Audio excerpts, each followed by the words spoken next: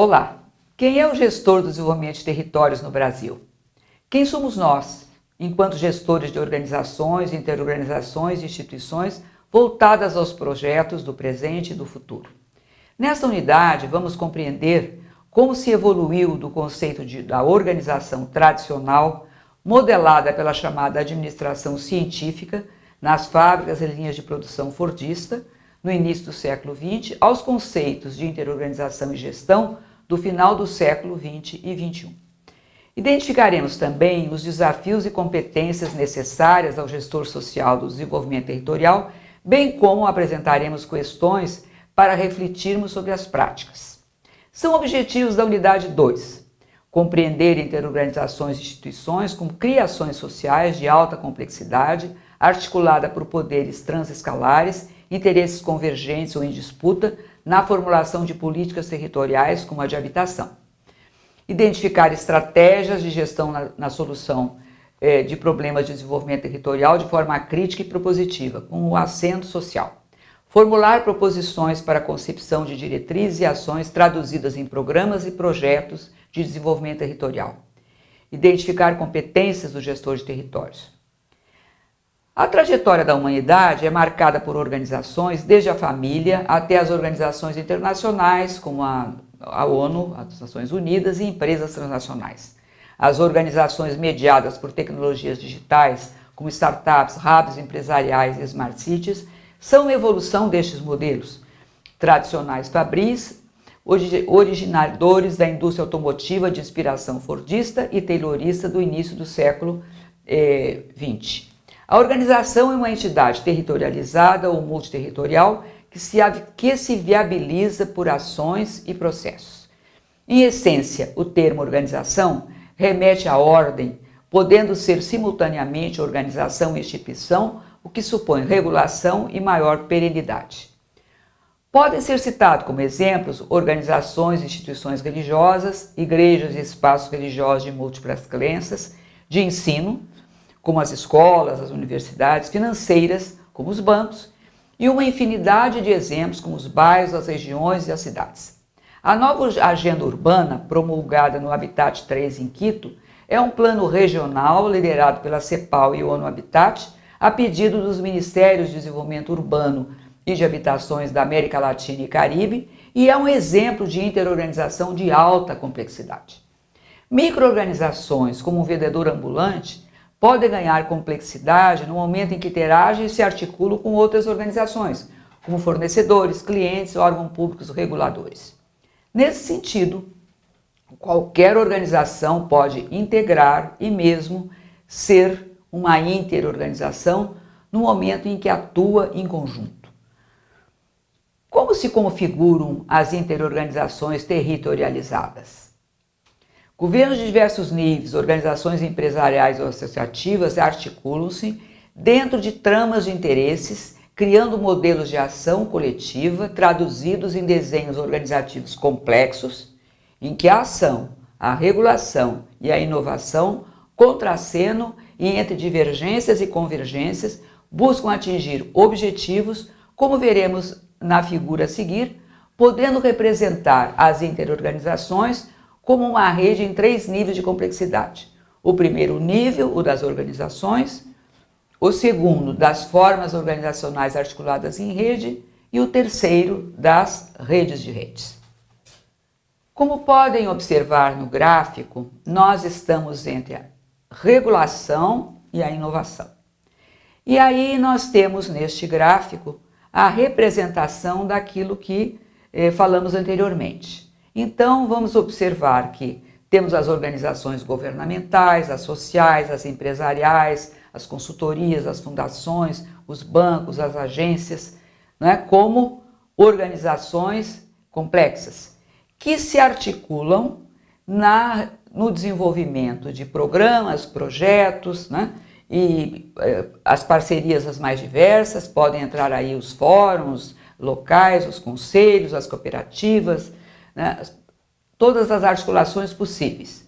Nós temos, colocando no centro como redes de redes, Dois exemplos: os chamados arranjos produtivos locais, que têm uma característica, digamos assim, com maior predominância empresarial, e o que podemos chamar de empreendimentos solidários, que têm uma característica mais associativa, que, aliás, neste curso já foram discutidos. Então, nós podemos ver que, nesses três níveis de que falamos anteriormente, nós temos as redes de redes, as organizações, e tudo isso conformam interorganizações. Cooperar e competir são agenciamentos polares, mas não excludentes, nas políticas de gestão territorial. Há movimentos das partes ao todo e do todo às partes. Disputas por recursos e estratégias de sustentabilidade levam inevitavelmente à competição. De outra parte, associações entre semelhantes e diferentes, orientadas por lógicas de cooperação, podem formar alianças, parcerias, pactos, consórcios, ativados pela mediação tecnológica. Nos anos 90, o Brasil deu uma contribuição importante para a criação de um campo transdisciplinar de conhecimento e ação, o campo da gestão social. Experiências europeias de desenvolvimento territorial, como a da Espanha e França, bem como a contribuição de organismos internacionais como a ONU, Unesco e Unicef, que difundiram políticas sociais para o continente latino-americano, foram inspiradoras de novas concepções de modelos de gestão descentralizada e mais integrativas de diferentes poderes territorializados. Muitos programas, como Comunidade Solidária em nível federal, que teve a criação da antropóloga Ruth Cardoso, os chamados arranjos produtivos locais, APLs, as experiências de programas de geração de emprego e renda na última década do século XX e primeira do século XXI, foram indutoras das concepções de gestão que incorporou o adjetivo social. A rede de pesquisadores de gestão social tem o papel de construir essa agenda por meio de experiências inovadoras de ensino, pesquisa aplicada ao desenvolvimento social e extensão inovadora. O Programa de Desenvolvimento e Gestão Social, onde se insere o MSA, foi criado no final dos anos 90, apoiado pelo Ministério de Ciência e Tecnologia, para se constituir em um centro de referência em gestão com o Porto Digital de Recife e mais 8 projetos. O que é, então, o campo da gestão social? Podemos caracterizá-lo como um campo de conhecimentos e práticas híbridas, convergentes e contraditórias. Um processo de mediação que articula múltiplos níveis de poder individual e social. A gestão de redes de relações sociais mutáveis, afetadas por estilos de liderança, pela história do gestor, pela subjetividade humana. Um processo embebido em contextos culturais que o confrontam e para o qual contribui, refletindo e transformando estes contextos. Requer competências e qualificações. Requer instrumentos de coordenação e regulação articulados no sentido de se criar instituições. É um desafio à criatividade e implica, em termos indicadores de competência desses gestores sociais do desenvolvimento territorial, que vamos agora enumerar. Esses gestores sociais do desenvolvimento territorial, devem ser eticamente orientados à promoção do desenvolvimento de indivíduos, grupos e instituições. Formuladores de diagnóstico de necessidades e potencialidades territoriais. Formuladores de projetos de intervenção em territórios. Articuladores de ações em diferentes configurações socioprodutivas, programas, projetos e ações. Estrategistas da inovação e empreendedorismo no desenvolvimento territorial. Facilitadores das relações entre indivíduos, grupos e coletivos. Hábeis no trato da interculturalidade e sensíveis às diversidades sociais. Resilientes face às dificuldades e desafios. Mediadores de interações em diferentes escalas territoriais. Articuladores de redes interorganizacionais, interinstitucionais e intersetoriais. Coordenadores de ações, projetos e programas visando pactos territoriais de caráter socioprodutivo. Facilitadores das relações entre indivíduos, grupos e coletividades e da participação do cidadão. Capazes de alocar e gerir recursos e garantir sustentabilidade. Efetivos na consecução de resultados. Promotores da valorização humana e diversidade cultural, local, regional, global. Transformando realidades sociais em escalas territoriais variadas, como mediadores de interesses interorganizacionais e interinstitucionais convergentes. Mas quais são as questões que permanecem e sobre as quais devemos refletir? A gestão social não pode desconsiderar a realidade dos territórios, a complexidade dos problemas e as limitações humanas.